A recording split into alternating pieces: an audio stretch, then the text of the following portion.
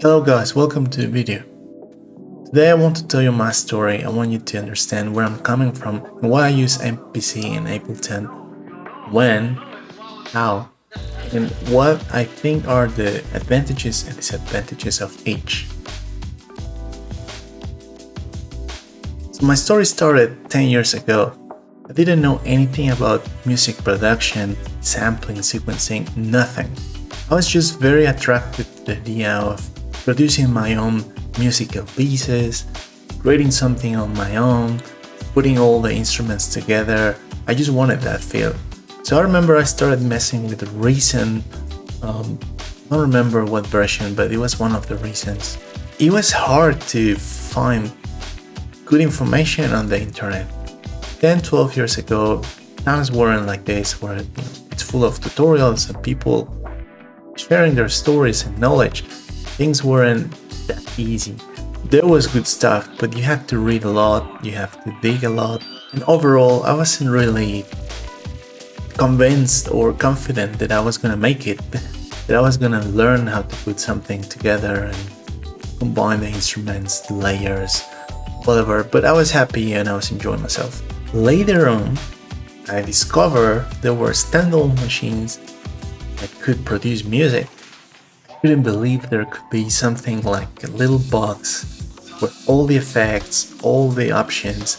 Music could be produced only there, no computer required. It was an amazing feel, but at the same time prices back then were very high.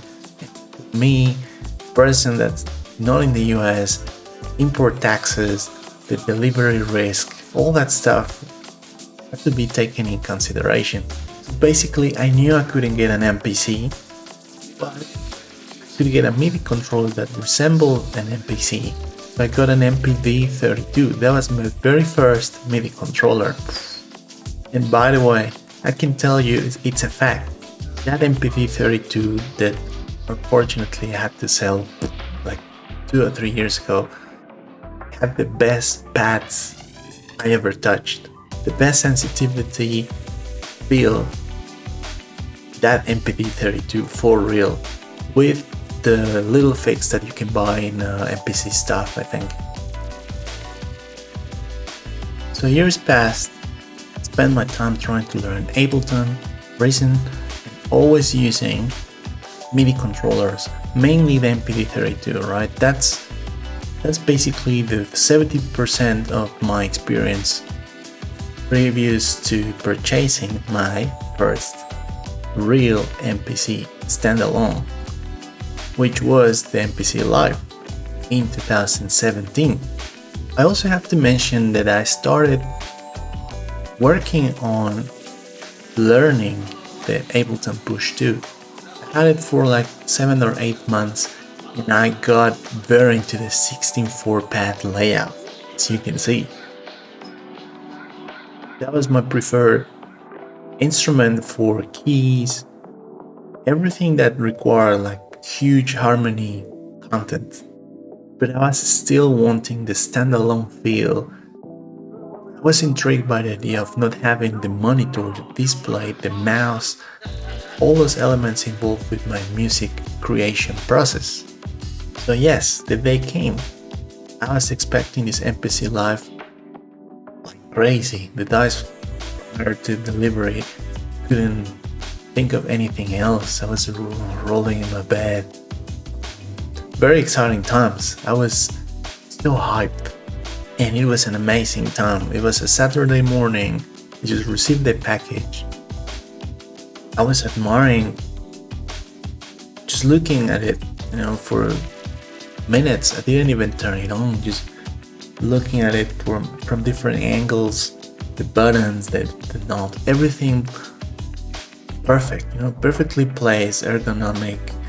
The touchscreen that I'm a touchscreen type of person. I love iPad, so I was very happy with the idea of having a touchscreen involved in my process. The XY effect thing, I was loving it. The concept of it, the idea of it, I was totally on board. And this is where things take an interesting turn, because I turn it on And of course, I remember I went to any of the stores, local stores, and played with one of the pieces they had. And I had 20 minutes of, discovering stuff, playing the pads. I didn't really dig into the options or anything. I just play my stuff and have fun. And of course, I didn't figure anything out in relation to the sequencing. I didn't know the process. I didn't know the real MPC workflow. But I was confident that I was gonna figure it out, and that's why I did the purchase. Remember, I'm a guy coming from DAWs, Ableton, loops, warping, clicking things, doing everything with the mouse, but playing the pads. Confident that I was gonna get into the MPC workflow immediately. Why? Because I spent my time watching videos, because my musical heroes always own an MPC standalone, and one of the legendary legacy machines. And it happened like that morning. I turned it on and I spent 3 or 4 hours not getting anything done. I was creating stuff, but very slowly, and the quality wasn't there, and I wasn't finding the features. That was a complicated day for me, I would say. But things went even worse than that. I was having doubts about music, my skills. I was a bit disappointed that I couldn't figure it out in one day, or even 2. Time was passing and my beats weren't really there. Of course, compared to what I was able to create in Ableton or Reason. I even remember I was considering sending the MPC back to the store, planning whoa, what I could have done with this money. Maybe a holiday, maybe saving money for a car. My mind was that messed up. I was considering sending back the MPC and getting my money back, because I just thought it was worse than those, worse than what I already knew. Why would I go in there and deal with this little box and make beats that will never compare to what I'm able to use or create, design with the PC? I remember I just stopped overthinking things, and I kept my MPC, and I said, okay, let's take it slow. There must be a reason why people love it. If you go to the internet, all these MPC forums and stuff, you'll find that people who talk about it, they're convinced, they're in love with the machine. And it's of course the looks, the layout, all that stuff, but I've been hearing things about the workflow, reading stories about how much people love the MPC workflow, and I really wanted to understand it. And after that, of course, I kept the machine, but YouTube helped me a lot. I started watching lots of tutorials, especially from 2 guys, Marlo Dix and Matthew Stratton.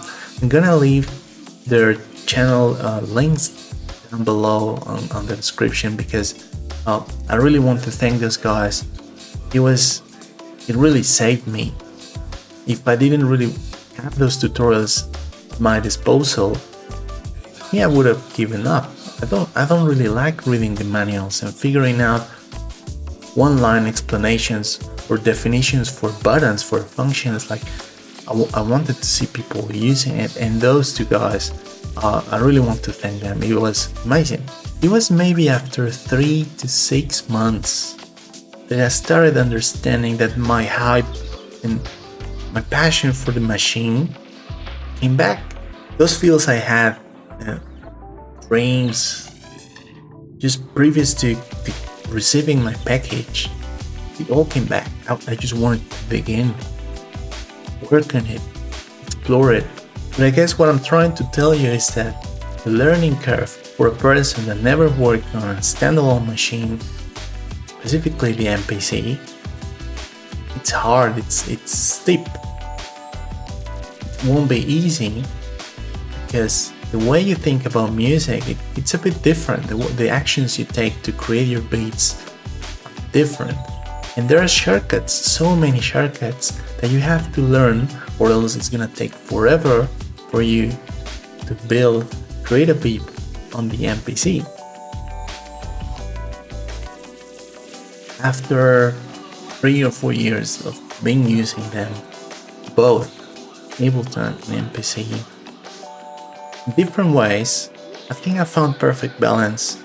I found or discovered a workflow that incorporates both instruments, both machines, if we consider Ableton Push to a machine as well. I'm very happy, I'm very satisfied. I don't think I could make music without any of the two. Finally found the strengths of each, and I want to share that information with you because it's something that it's not common to find on the internet, on Facebook groups, Reddit. Most common debate: what standalone versus software, Ableton DAWs, PC, the mouse versus hardware, buttons, standalone. It's always about one against the other, and I don't think so. I don't think that's the right way to approach the debate. So check my next video because I think I got it. I think I got the final definitive answer to this confrontation that you find on the internet forever from people who only own one of the two. So I'll see you in the next video.